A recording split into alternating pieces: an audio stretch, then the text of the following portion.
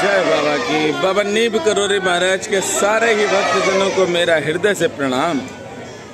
बाबा महाराज की अपार कृपा हम पर है और आप पर भी है। तभी बाबा महाराज की कृपा से बाबा नीब करोरी महाराज के ऐसे भक्तों से मिले हैं जो वास्तव में अलवेले हैं। अभी हम छटंकी धाम गए थे अलवर, तो ब्रज में भी गए। अब ब्रज में बाबा महाराज के सेवक हैं, तो ब्रज में एक बेटी है, बहुत प्रेम करती बाबा से। बाबा नीब करोरी महाराज के लिए नीब करोरी धाम में भी पगड़ी बनाकर भेजी। बाबा नीब करोरी महाराज के समाधि स्थल पर भी पगड़ी स्वयं बनाती अपने हाथों से और बाबा महाराज के लिए लेकर जाती है। वृंदावन की परिक्रमा कर रहे थे, उस बेटी का फोन आया कि अंकल जी आपको घर आना है भोजन करने के लिए। ये बहुत बड़ी कृपा है भक्तजनों। ब्रजवासी अगर आपको पूछ ले तो समझ लेना कि ठाकुर जी ने सारे दरवाजे खोल दिए। अरे ब्रज कोई साधारण जगह नहीं है, ये ब्रज कोई छोटा सा स्थान नहीं है, ये दिव्य स्थान है। यहाँ देवता भी आने के लिए तरसते हैं। इस ब्रज में देवताओं को भी आने के लिए परिश्रम करना पड़ता है। और उस ब्रज में बाबा महाराज की कृपा से भोजन प्रसाद के लिए कहा गया। ये मेरे जीवन के लिए बहुत बड़ी बात। और जब हम गए हैं, वो बेटियां नीब करोरी धाम में भी आई थी, तो उन बेटियों ने मिलवाया अपनी बुआ से। पूरा वीडियो देखना, बेटियों का भी देखना और बुआ जी का भी देखना। अब बुआ जी के पास बैठे तो अभी तक तो हमें काफी घमंड थे। वो घमंड धीमे धीमे टूटे। एक घमंड और था कि हम सबसे बड़े पागल हैं। अब हमें तो नहीं मालूम था कि बाबा नीब करोरी महाराज ने मेरे इस घमंड को तोड़ने के लिए आज श्रीधाम वृंदावन में उस बेटी से फोन करवाया। हम समझते थे हम पागल हैं, लेकिन हमसे तो कई गुना बढ़ के उस बेटी की बुआ जी निकली। ऐसी कृपा श्री जी को अपनी बेटी बताती हैं, श्री राधा रानी को बेटी बताती हैं और माँ के रूप में बेटी की सेवा करती हैं। अद्भुत हैं बुआ जी।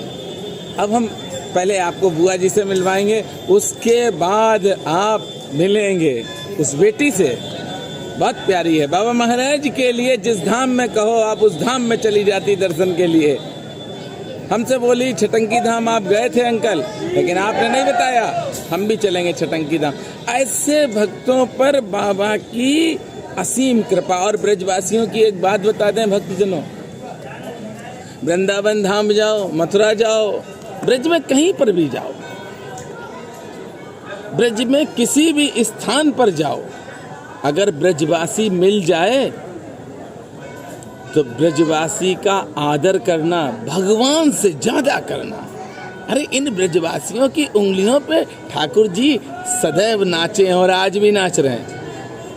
आज भी नाच रहे हैं ठाकुर जी। अच्छा लग रहा है क्योंकि बच्चे जब मैं आई थी उसी दिन ये बच्चे वहाँ गए, वहाँ से लौटे थे जी, नीम करोली वाले ठाकुर जी के दर्शन करके जी।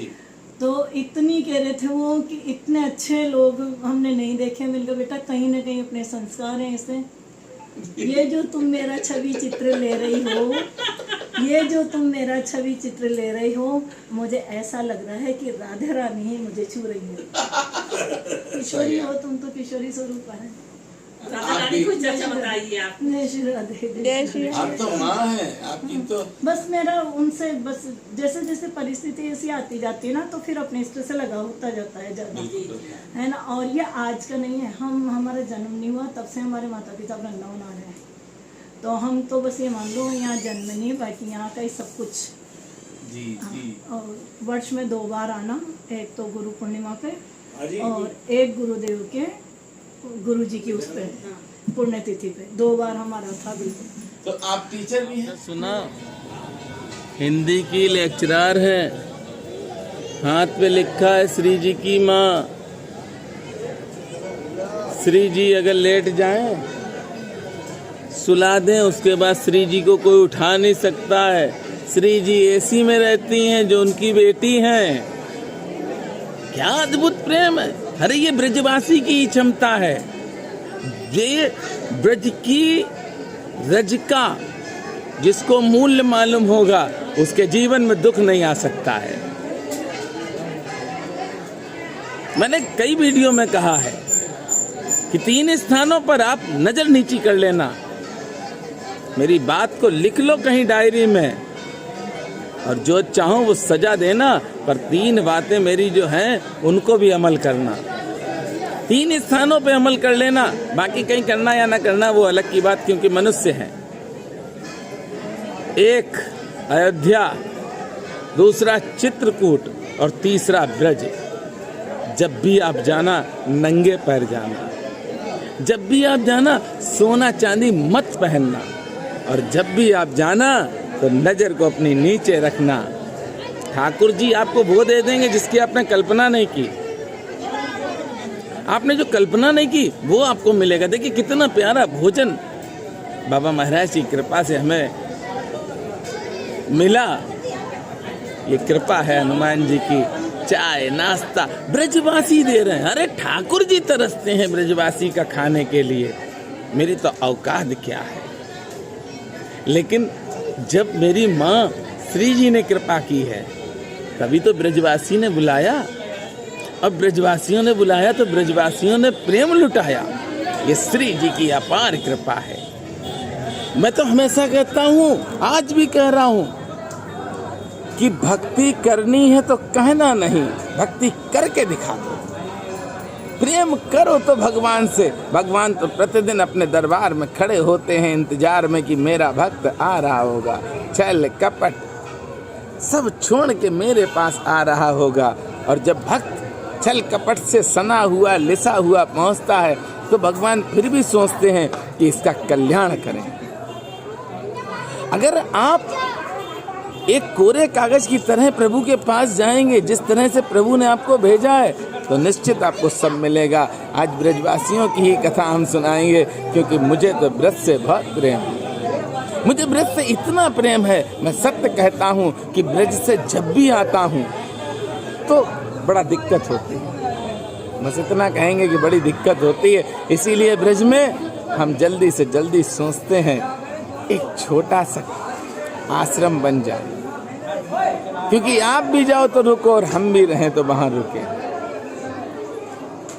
अभी तक हमने जो वीडियो डाली उसमें मेरा लकी भाई, एक मेरी बहन है वो भी हमारी तरह पागल है, वो दूसरे एक मेरे भैया हैं रणधीर जी, वो अभी तक 3 लोग आए हैं साथ में।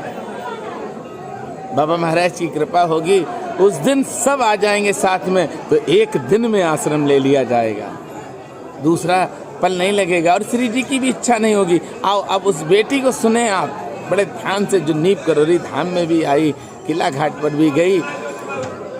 इस बेटी के पिता ने बच्चों को नीप करोरी धाम में भेजा, बहू को भेजा। मैं सबको ही दिल से प्रणाम करता हूँ। और एक बात और बताएं आपकी, ये YouTube पे हम जो कह रहे हैं वो हकीकत अगर जानना है तो नंबर भी दे देंगे। ब्रजवासी चाहे छोटा हो चाहे बड़ा हो, हमें तो पैर सबके छूने में आनंद आता है। अरे ब्रजवासी के पैर छूना, ठाकुर जी को तो स्पर्श कर नहीं सकते, ना बिहारी जी को कर पाएंगे, ना राधा रमन जी को कर पाएंगे, ना राधा वल्लभ को, ना राधा दामोदर को, नहीं कर पाएंगे ना। लेकिन ब्रजवासी को तो स्पर्श कर सकते हैं ना। तो ब्रजवासी के जब हम पैर छूते हैं तो हम समझ लेते हैं कि ठाकुर जी के हमने पैर छू लिए। आइए अब उस बेटी को सुने। और ब्रज की चर्चा चलती है ना तो बड़ा आनंद आता है। मेरे मुख से अगर 2 दिन ये भजन गाए ना तो ब्रज से बुलावा आ जाता है। वृंदावन जाऊं री सखी, वृंदावन जाऊं री, अगर ये 2 दिन हम गा लें तो तीसरे दिन हमें ब्रज में जाना ही है। श्री जी का ये प्रेम है। आइए उस बेटी को भी सुनते हैं। ये चमत्कार था कि मम्मी और वो चाचा जी ने और बाबूजी ने हमको बोला कि तुम लोग जा रहे हो, सुबह की ट्रेन है तुम्हारी, तो तुम ऐसा करना कि तुम सॉल ले लो, एक तुम्हें ट्रेन में ठंड लगेगी।